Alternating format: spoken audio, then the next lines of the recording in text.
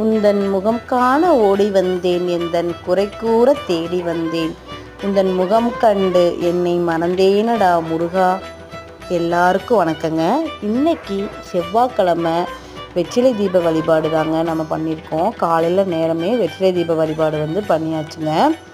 வெற்றிலை தீப வழிபாடு பண்ணினா மட்டும்தான் முருகர் வரம் கொடுப்பானா அப்படின்னா அப்படி இல்லைங்க.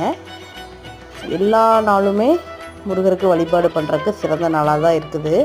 அதில் செவ்வாய்க்கிழமை அப்படிங்கிறது முருகனுக்கு உரிய நாளாக இருக்கிறதுனால செவ்வாய்க்கிழமை வழிபாடு மிக முக்கிய நாளாக முருகருக்கு இருக்குதுங்க.